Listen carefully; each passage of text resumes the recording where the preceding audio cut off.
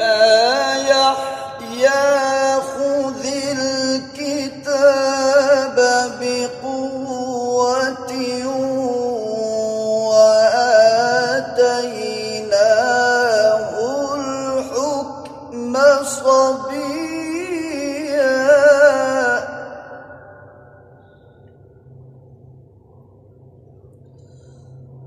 وحنانا من لدنا وزكاة وكان تقيا وبرا بوالديه ولم يكن جبارا عصيا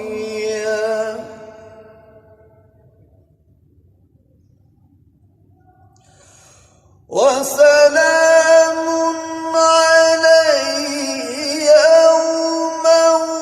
ولد ويوم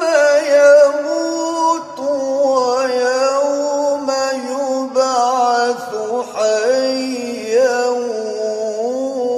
واذكر في الكتاب مريم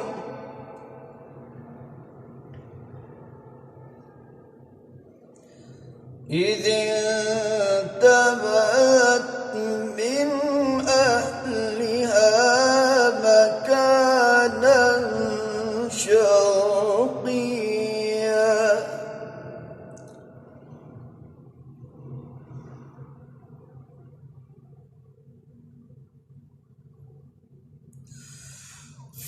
فاتخذت من دونهم حجابا فأرسلنا إليها روحنا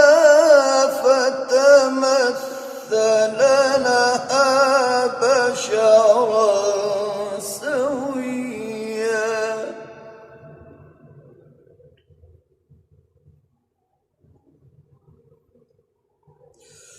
فاتخذت من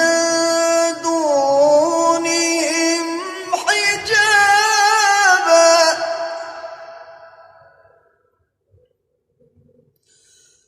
فاتخذت من دونهم حجابا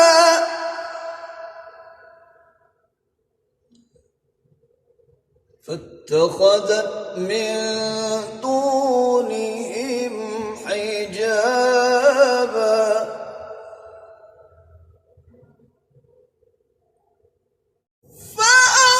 فأرسلنا إليها روحنا فتمثل لها بشرا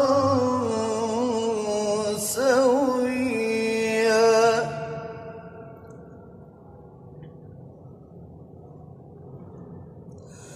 قالت إني أعوذ بالرحمن منك إن كنت تقيا قال إنما أنا رسول ربك لأهب لك غلاما زكيا قالت أنى يكون لي غلام ولم يمسسني بشر